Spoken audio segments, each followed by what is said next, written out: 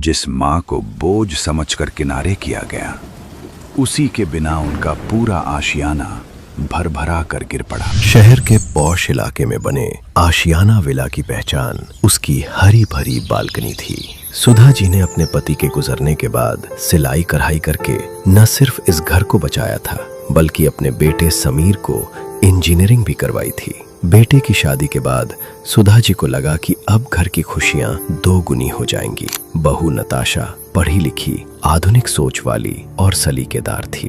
सुधा जी का पुराने ढंग का रहन सहन और उनकी ढेरों किताबें नताशा की आंखों में खटकने लगीं। शुरुआत छोटी छोटी बातों से हुई। नताशा ने सबसे पहले ड्राइंग रूम से सुधा जी की पुरानी आराम कुर्सी ये कहकर हटवा दी कि मम्मी जी, ये पुरानी आराम कुर्सी हमारे मिनिमलिस्ट डेकोर के साथ मैच नहीं करती। सुधा जी चुप रहीं। फिर धीरे धीरे रसोई में पाबंदियां लगने लगीं।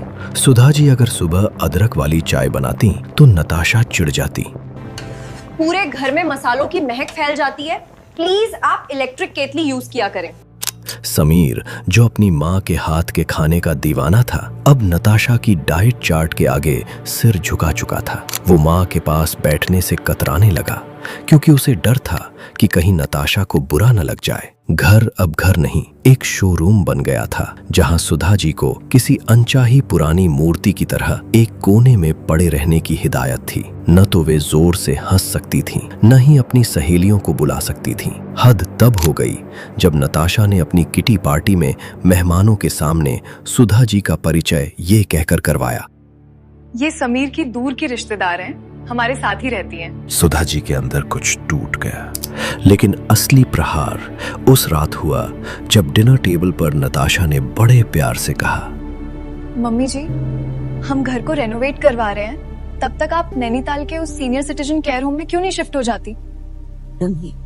वहाँ पहाड़ी हवा है, आपकी सेहत के लिए अच्छा रहेगा। समीर ने नजरें झुका ली।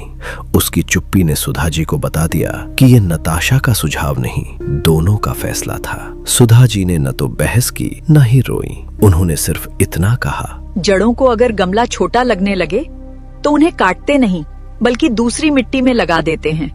अगले ही दिन उन्होंने अपनी पुरानी सहेली को फोन किया, अपनी जमा पूंजी निकाली और शहर के दूसरे छोर पर एक छोटा सा कमरा किराए पर ले लिया। सुधा जी के जाने के बाद घर तो मॉडर्न हो गया, लेकिन उसमें से सुकून गायब हो गया। कुछ महीनों बाद रिसेशन की लहर आई और समीर की नौकरी चली गई। घर की ईएमआई और नताशा के महंगे शौक ने उनकी जमा पूंजी खत्म कर दी। जिस घर को संभालने में सुधा जी का अनुभव और बचत काम आती थी, अब वहां हर दिन पैसों को लेकर झगड़े होने लगे। नताशा, जो घर के काम को छोटा समझती थी, अब घर और बाहर की दोहरी जिम्मेदारी में पिसने लगी।